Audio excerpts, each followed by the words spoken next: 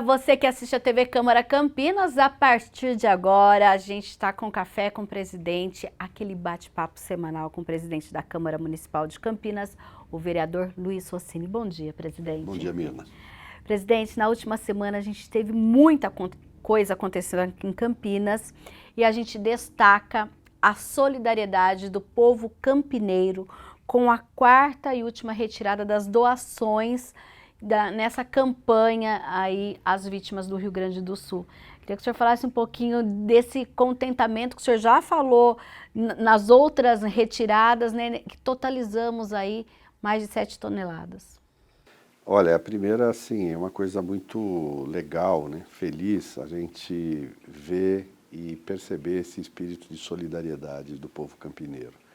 A Câmara cumpriu seu papel apenas sendo instrumento, né, cedendo aqui as instalações, colocando 2 postos de coleta e ajudando a TV, através da TV Câmara, a divulgar essa campanha que também o Executivo estava desenvolvendo.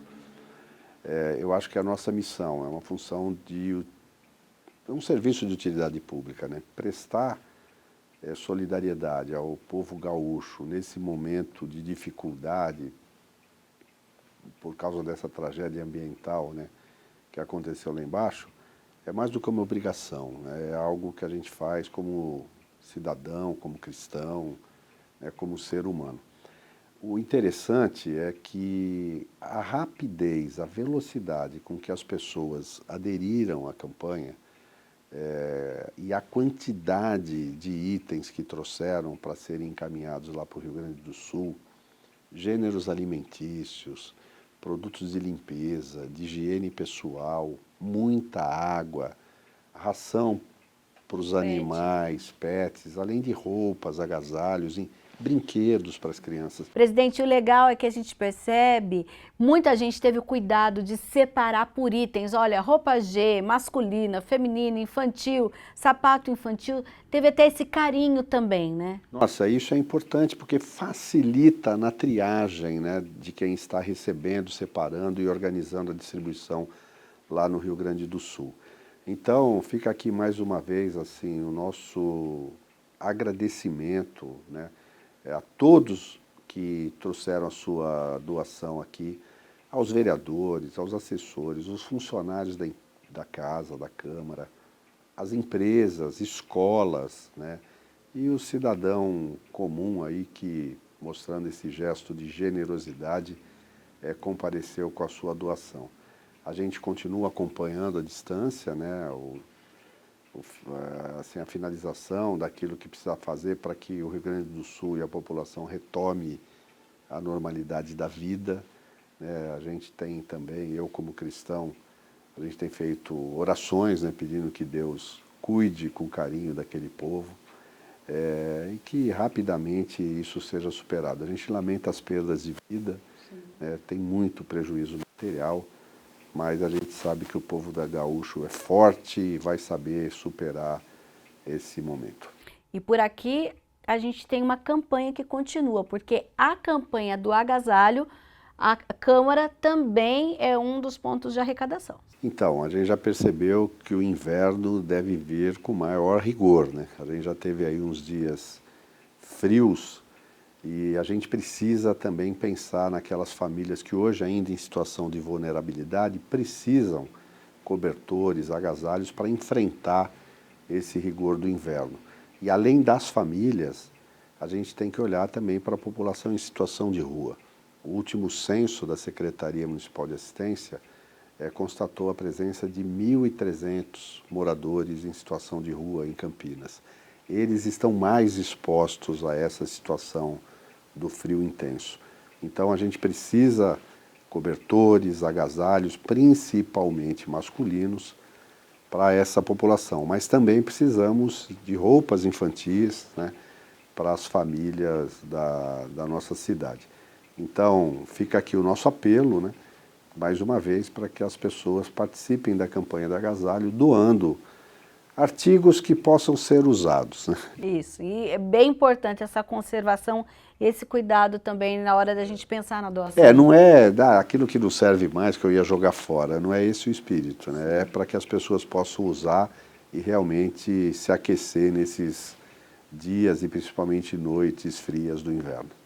Presidente, na última semana, em parceria com a Câmara, aconteceu aqui um seminário sobre direito público que reuniu muitos especialistas. Eu queria que o senhor falasse a importância de trazer tanta gente boa para cá para discutir um tema que às vezes as pessoas não pensam, mas impacta diretamente a vida do cidadão.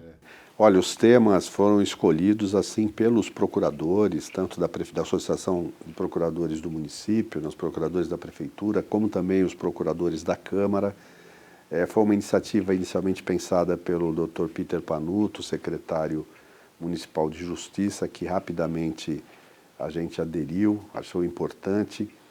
E a Câmara oferecer essa oportunidade de que especialistas da área do direito público pudessem discorrer sobre vários aspectos que envolvem a administração pública, o direito público.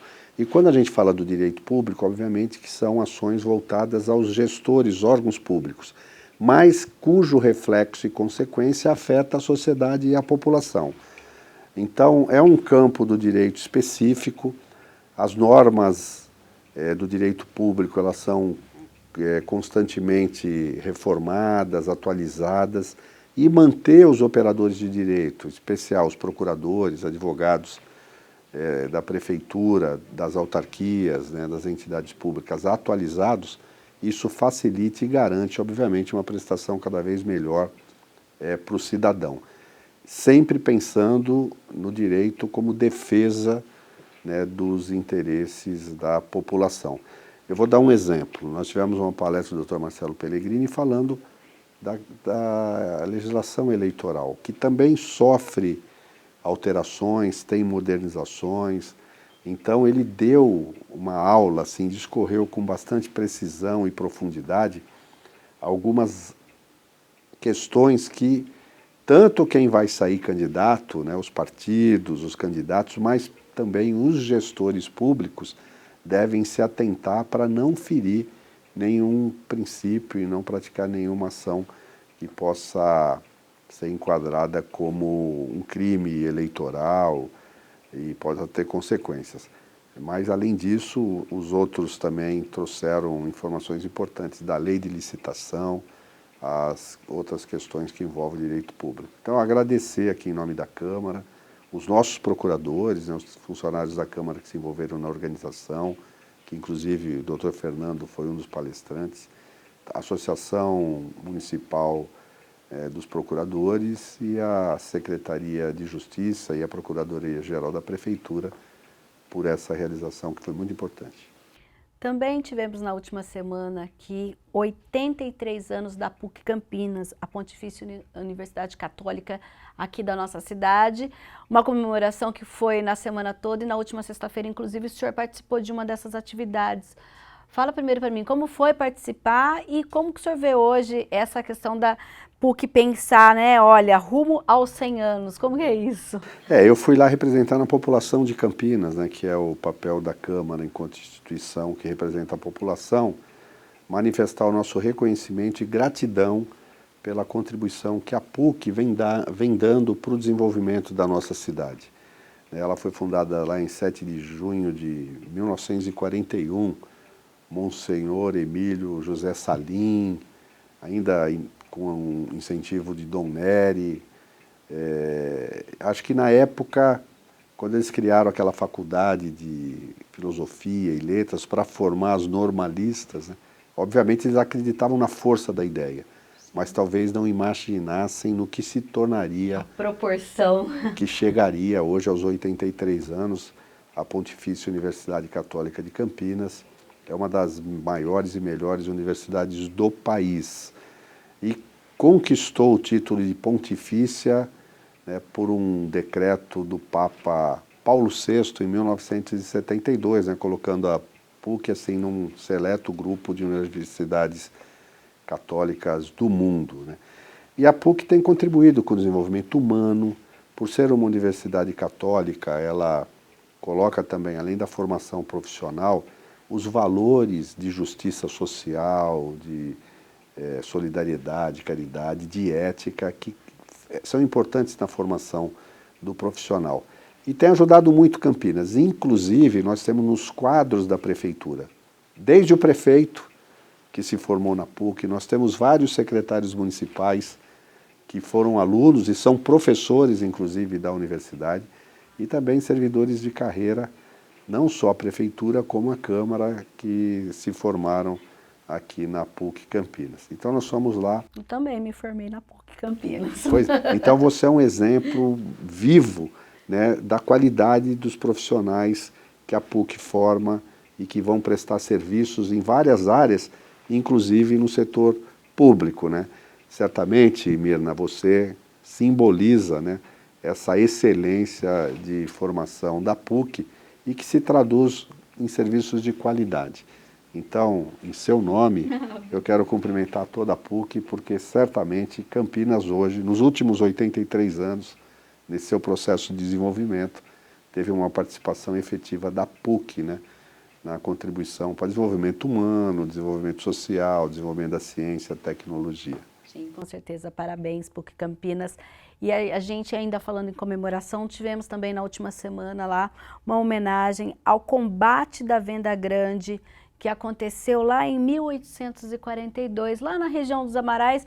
Não sei se muita gente conhece essa história, né? Pois é, todo ano, né, o Centro de Ciências, Letras e Artes de Campinas, hoje presidido pelo Alcides Ladislau Acosta, faz questão de ir no local onde existe um monumento do combate da venda grande para recordar, rememorar aquele episódio que marcou um momento histórico do Brasil.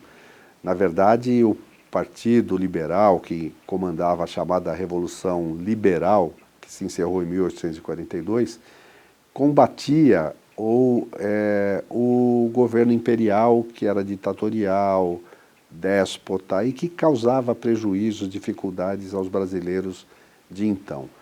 E aí houve aquele combate onde, digamos, as forças liberais, os rebeldes na época foram vencidos. Houve baixas, houve mortes, mas o que não morreu ali foram os ideais, né, que se mantêm vivos.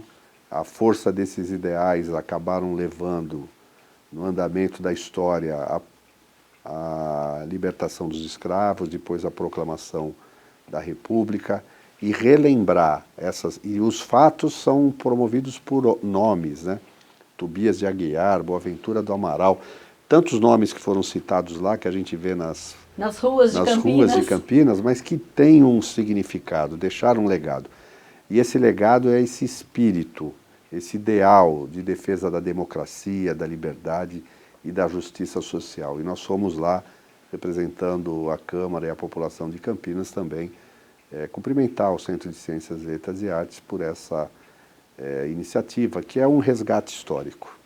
Presidente, quem passa aqui pertinho da Câmara, não sei se já observou, mas então olhem bem, a gente tem uma faixa bem grande, né, dos dois lados, falando justamente sobre uma audiência pública para discutir a proposta de lei das diretrizes orçamentárias. Eu queria primeiramente que o senhor falasse por que essa ampla divulgação, qual é a importância das diretrizes orçamentárias, o que acontece na audiência pública e a responsabilidade da Câmara nesse processo? A gente tem procurado divulgar para que a população possa vir presencialmente ou até acompanhar através da TV Câmara essa audiência pública onde o Executivo, né, o Poder Executivo irá apresentar as diretrizes que vão orientar a elaboração do orçamento de 2025. Não é o valor ainda? Não é o valor. Tá. São diretrizes. Uma das preocupações, obviamente, para a elaboração do orçamento